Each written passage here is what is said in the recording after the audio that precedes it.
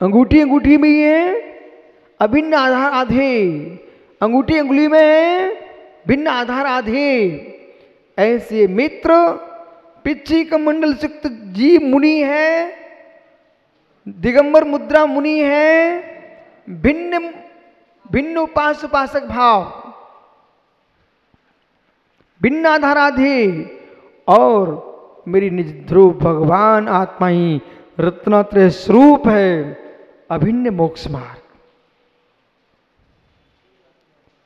भिन्न मोक्ष मार्ग, अभिन्न मोक्ष मार्ग, बहिर्व्यापी व्यापक भाव, अंतर्व्यापी व्यापक भाव, ये सारी भाषा की परिभाषाओं का बोध होगा, वो है जीव तत्निर्णय कर सकेगा। अब जहां हम शिवभूति महाराज की बात करते हैं, तुष्मास घोषंतों का निर्णय करके निर्वाण को, केवल्य को प्राप्त हो गए, निर्वाण को प्राप्त हो गए। मित्र विश्वास रखना, उनको शब्द बोध नहीं था, अर्थ बोध पूर्ण था।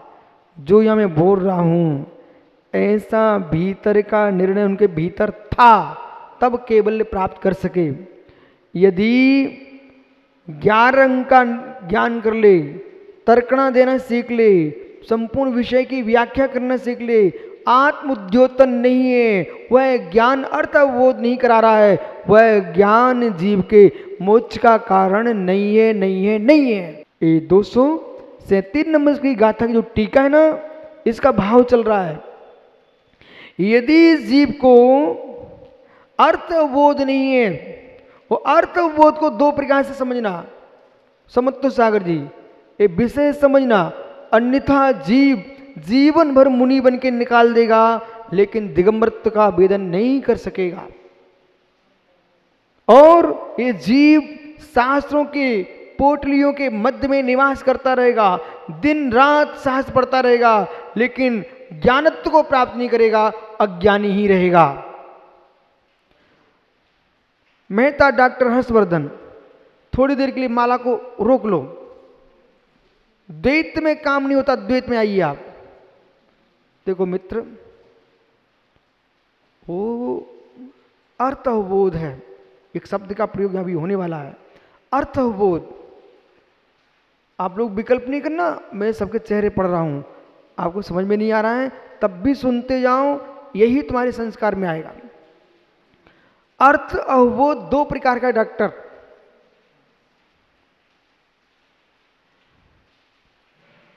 जंतु,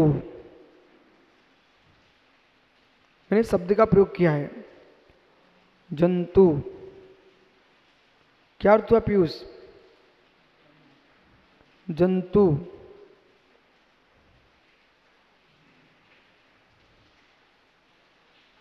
यानी जंतु, साम्य सागर। अब इनको अर्थबोध नहीं हो रहा अभी।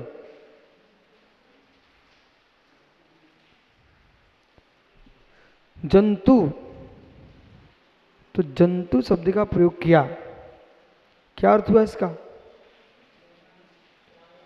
जीव, प्राणी, ठीक है, वो ठहरी है। इनको शब्द के अर्थ का अहिबोध हो गया है, अभी अर्थ अवबोध नहीं हुआ। मित्र पकड़ो, क्योंकि अब बच्चे नहीं, अब अंदर का विषय पकड़िए। और चक्रेश, इसको स्वयं के भीतर झांक के देखना। जंतु, ये साम्य सागर कहते हैं जीव। पुनः प्रश्न है, जीव का अर्थबोध कीजिए, जीव का अर्थ कीजिए। जीव का अर्थ बोलो, समय देख के काम करो, जल्दी बोलो। आपने चेतना लक्षण जीवा कह दिया, ये आपने चेतना लक्षण जीवा कह दिया, बहुत अच्छा आपने बोला, चेतना लक्षण जीव है। ये कहाँ से बोल रहे हैं आप? सर्वार्थ सिद्धि से, बहुत अच्छी बात है। सुनते जाना भैया, भले समझ में नहीं आया, लेकिन आप ये ध्यान दो बात क्या हो रही है आज। ये साम्य सागर नाम के एक दिगंबर मुनि है, पर्याय में दिख रहा है मुझे, तो उनसे मैंने पूछा जंतु का अर्थ क्या होता है? वो जीव कहता है, उसका अर्थ जीव है। मैंने उससे पुनः प्रश्न किया, हे मुनि तू ये तो बोल, जीव का अर्थ क्या होता है? तो ये जीव कह रहा है तत्व चेतना लक्षणों जीवा, वह चेतना जिसमें पाई उसका नाम जीव है। फिर मैं इससे प्रश्न कर रहा हूं, ये आपने कहां से बोला? तो कहता है सर्वासिद्धि ग्रंथ से बोला है। इस जीव को अभी अर्थ अवबोध नहीं हुआ है, अर्थ अवबोध हुआ है। शब्द के अर्थ का अवबोध हुआ है मित्र। चेतन लक्षण जीवा, वो चैतन्य लक्षण जीव है, वो चैतन्य की अनुभूति में जो डूबा है वह अर्थ अवबोध है। वो ऐसे अर्थ अवबोध जब तक प्राप्त नहीं करेगा, शब्द अर्थबोध वाले मोक्ष नहीं जा पाएंगे। बेटा इतनी मेहनत करना पड़ेगी जिनवाणी के भीतर। और ये मैं पुनः पुनः कह रहा हूं भाई साध्य सागर, पुनः पुनः कह रहा हूं, जितना साधु मौन रख करके अपने में एकांत में निवास करेगा उतना गहरा तत्व का निर्णय सीख पाएगा। क्योंकि मां ज्ञान दर्शन चारित्र की परिपक्वता गर्भवती स्त्री के गर्भ के तुल्य है। ज्ञान दर्शन चारित्र की वृद्धिता है। मां बाहर उत्पन्न हुआ बच्चा जो वर्धमान होता है, बढ़ता है, वो बाहर का बच्चे का बढ़ना अलग विषय है। गर्भस्थ शिशु गर्भ में नहीं पनप पाएगा तो बाहर आके कोई बच्चा नहीं बढ़ेगा। गर्भस्थ बेटे को आप जो है मशीनों से जरूर देख लेते हो कि बच्चा कैसा है, स्वस्थ है कि अस्वस्थ है, लेकिन उसको बाहर निकाल के कभी नहीं देखा जाता है कि बच्चा स्वस्थ है कि अस्वस्थ है। यदि आपने बाहर निकाल के देखा तो बच्चा बचेगा नहीं, उसके समय सीमा है, स्वयं बाहर आएगा। जैसे गर्भस्थ शिशु मां के गर्भ में वृद्धिमान होता है, ऐसे ही गुरु के गर्भ में, गुरु के अनुशासन के गर्भ में और अपने मन की चित्त की स्थिति के गर्भ में जब साधक रह लेता है उसका ज्ञान दर्शन परिपक्व होता है। जो बार बार खोल के गर्भ को देखेगा बच्चे की मृत्यु हो जाएगी। ऐसे जो साधक प्रारंभ किया नहीं और तुरंत दिखाना चाहता मेरा कितना ज्ञान है, कितना चारित्र है, मित्र तुम्हारा ज्ञान दर्शन चारित्र समाप्त हो जाएगा। गुण गर्भ में रहिए। गुणता का आप आज ही वेदन करके देखना। जितने गुण आपके अंदर हों अपने मुख से कहना मत किसी से, फिर तुम्हें आनंद आएगा। और अपनी प्रशंसा अपने मुख से कर देना। 1 मिनट के बाद जिससे तुम मुख प्रशंसा कर वो चला जाए, फिर स्वयं सोचना हमने क्या किया है। अपने आप तुम अधूरे मिलोगे, खाली मिलोगे, खाली, कोई महानता नहीं मिलेगी। श्रेष्ठ लोग अपनी प्रशंसा कभी अपने मुख से नहीं करते। अपने मुख से की गई प्रशंसा निंदनीय होती है और पर के मुख से की गई प्रशंसा प्रशंसनीय होती है। ये नीति है। आपकी प्रशंसा पीठ पीछे कोई करे तो आप प्रशंसनीय हो, और सामने सामने करे तो चाटुकारता है। कुछ चाहता है आपसे कोई पुरुष, मुख के सामने प्रशंसा सुन लेना, प्रशंसा कर देना, ये बहुत बड़ी बात नहीं है। पीठ पीछे तुम्हारा स्तवन चल रहा है, तुम जरूर गुणी आदमी हो। अपने मुख के सामने कवियों को, नट भटों को बुला करके अपनी प्रशंसा को उनको दान दिलाना, हे मित्र, ये निर्गुणी की पहचान है। इस बात को तो राजे सेठ महाराजे भी करा लेते थे। और नटों भटों को, कवियों को आपसे प्रयोजन नहीं है, उसे आपकी उपासना नहीं है, उसे धन की उपासना है, धन उपासना है। यहां शब्द को रोक दीजिए। यहां पर मित्र समझ में क्या हो रहा है? नट भट्ट कवि को धन उपासना से प्रयोजन है कि महावीर की उपासना से प्रयोजन है कि कोई मुनिराज की उपासना से प्रयोजन है? अर्थ अर्थ अर्थ अधिगम पकड़िए। अर्थ अगम पकड़िए, अर्थबोध पकड़िए, समझ लो। अभी विषय भविष्य में कौन समझा मुझे पता नहीं है आपको। अर्थ अधगम समझिए। एक कवि है, वो कावित्व भाव से आपकी प्रशंसा कर रहा पीयूष, तो कवि को उपासना करते हुए जनता देख रही है, पर कवि की उपासना में उपास्य कौन चल रहा है? समझ में आ रहा है ना? कवि की उपासना का उपास्य कौन है? अर्थगम पकड़िए उसको, तो मेरी कविता पर क्या पैसा मिलने वाला है वो अभिष्ट है, बराबर। रुक जाइए। ऐसे ही कोई मुनि व्यक्ति ने मुनि दीक्षा लिए, मुनि दीक्षा लेने के उपरांत जो जगत है उसको मुनि महाराज कह रहा है, पंच परमेश्वरी भगवान बोल रहा है, पर मुनि से पूछिए तेरा उपास्य क्या है? मुनि से पूछिए तेरा उपास्य क्या है? जीव, आपका उपास्य दीक्षा लेना है कि जगत में ख्याति प्राप्त करना है, कि जगह जगह मेरे पोस्टर, मेरी मूर्तियां, मेरे स्तंभ लग जाएं, ये तुम्हारा उपास्य है?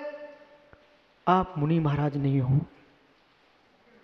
क्योंकि आपने जैसे कि कवि कविता करते दिख रहा है, वो महावीर की जय बोलते दिख रहा है कविता में, फिर भी उसको महावीर की उपासना नहीं है। वो उपासना उसकी महावीर की नहीं है, उसकी उपासना अपने द्रव्य पर है। ऐसे हे मुनिराज, यदि आपको मात्र ख्याति, लाभ, पूजा की दृष्टि है तो आपकी उपासना का उपास्य तुम्हारी ख्याति पूजा है, अर्थबोध नहीं है, आत्म ख्याति नहीं है, शरीर ख्याति है।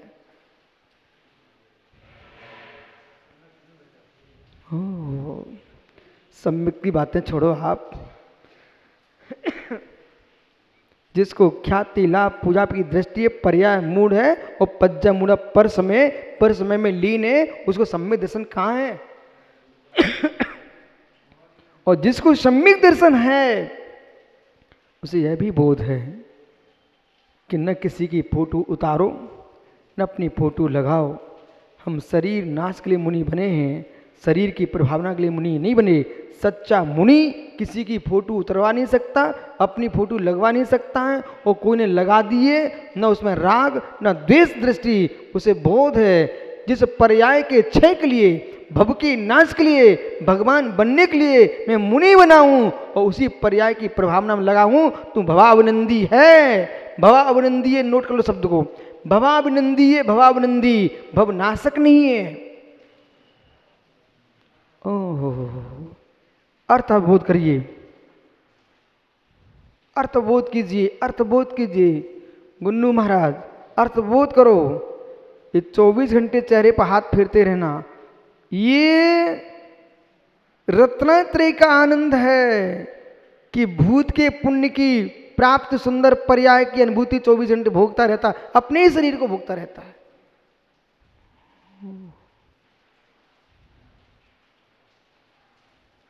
यानी किसी व्यक्ति ने आपके मस्तिष्क पर तिलक लगा दिया, आनंद आ गया, ये किस बात का आनंद है? ये अभिनंदन किसका हुआ है? परमार्थ से बोलो, व्यवहार की बात नहीं करना भैया। ओहो, विक्रम काला है मित्र, गले में माला, माथे पे तिलक, ये सब हो क्या रहा है? जीवन भर इस जीव ने यहाँ से वहाँ, वहाँ से वहाँ सभाओं में निकाल दिया, सभाओं में निकाल दिया, और अपनी प्रशंसा सुनने के लिए घंटों घंटों बैठा रहा। धिक्कार हो तेरे जीवन को, पर्याय का अभिनंदन कराता रहा, भव का अभिनंदन कराता रहा। इधर भगवान को चंदन भी कहता है तो यूं बोलता है, ओम ह्रीम श्री वर्धमान जिनेन्द्राय भावताप विनाशनाय चंद्रन प्रांति स्वा। यहाँ भव को आतप कह रहा है, यहाँ भव का अभिनंदन करा रहा है। धिक्कार हो। एक श्रावक तीर्थंकर परमात्मा की पूजा करते समय यूं कहता है, भवताप विनाशनाय चंद्रन प्रांति स्वाहा। कम से कम हे बीतरागी दिगंबर धरती के देवताओं, जब तुम आहारचर्या को जाते हो, श्रावक तुम्हारी वहां पूजा करता है, तो कम से कम पूजा के छंदे सुन लिया करो, एक एक मंत्र सुन लिया करो।